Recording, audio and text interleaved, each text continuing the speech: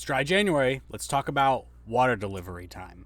Now, water delivery time refers to the amount of time it takes to exhaust the air out of a dry pipe system through the open sprinkler before the valve can trip, then water can begin to fill the piping network and then become discharged out of that open sprinkler.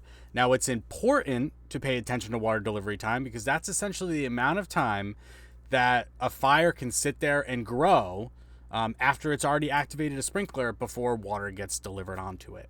Now, it's important to pay attention to water delivery time, and the requirement for water delivery time is kind of based on the hazard classification. So if we look in NFPA 13 below here, Chapter 8 is going to have our requirements for system types. 8.2 is dry systems. So for dry pipe system water delivery, it's going to be based on the hazard classification. So for a dwelling unit, we need to be able to deliver water to the inspector's test connection, which is essentially a connection installed all the way at the end of a dry pipe system, so you can just open a valve and open a sprinkler. You need to be able to deliver water to that furthest point within 15 seconds of opening that valve.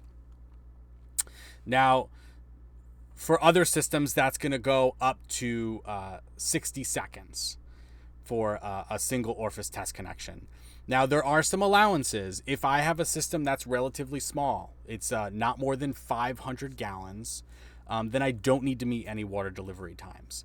If I am up to 750 gallons and I have a quick opening device, then I'm not allowed to or not required to meet any water delivery time. So again, if I'm a smaller system, up to 750, if I have a quick opening device, which will help me, speed up that water delivery time, then I don't need to meet any specific water delivery times with my system design.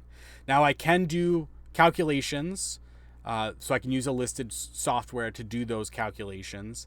And in this section, there's a table that goes over requirements for different hazard classifications as well. So you can do what's known as a manifold connection as well. So if I am a dwelling unit or light hazard, then I'm just using one sprinkler at that most remote connection and up to that 60 seconds here for that light hazard, 15 for that dwelling unit. But if I go up, ordinary group 1, ordinary group 2, I'm doing 2 sprinklers at that most remote connection, and my water delivery time is 50 seconds. All the way up to, extra hazard group 1 and group 2, I can do 4 sprinklers and that water delivery is 45 seconds. So something that's pretty important to pay attention to if you've got a dry pipe sprinkler system is water delivery time is very important. There are requirements, and based on the type of system that you have, you need to first look at the volume to see if maybe you can get away with not having to do water delivery calculations. Otherwise, you need to look at that hazard classification and then make sure you do those calculations to make sure you meet that water delivery time.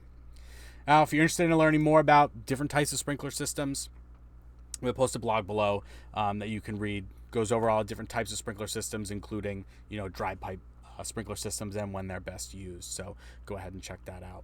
Now, stay posted.